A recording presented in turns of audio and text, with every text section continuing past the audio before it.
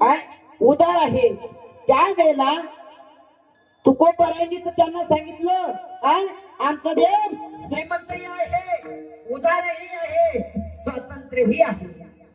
विठ्ठल विठ्ठल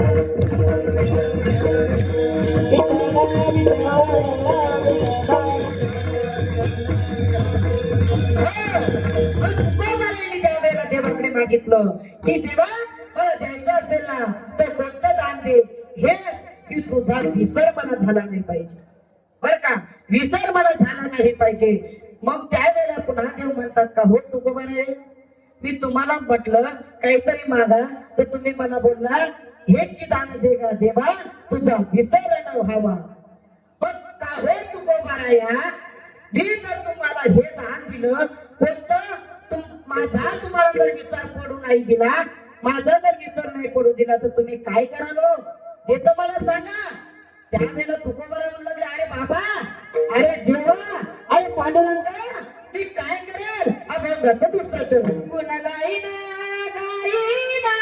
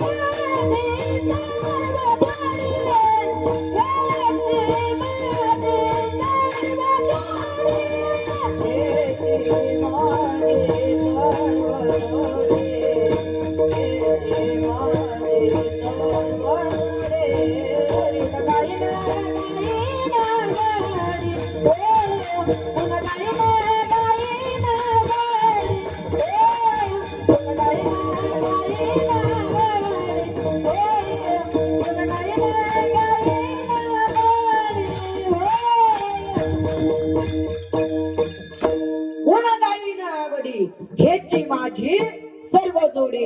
अरे देवा तू जर मला दान दिलं की तुझा विसर नाही पडला पाहिजे तू जर असं मला दान दिला ना तर मी काय करेन तुझं गुणगान गाईन रे रात्रंदिवस मी तुझं भगवंतात तुझं नामस्मरण करेल अखंड खंडीन जीवन रामकृष्ण नारायण असं मी तुझं भजन करेल रात्रंदिवस भजन करेल. आणि तुकाराम महाराजांनी केलं ना असं नाही केलं नाही म्हणून केलं रात्र न कळे दिवस न कळे अंगी खेळ येत दैवत.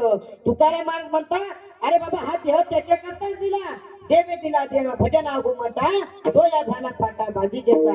तुकाराम महाराज म्हणता देवा तू जर मला हे दान दिलं तर मी तुझा विसर कधी पडू देणार नाही.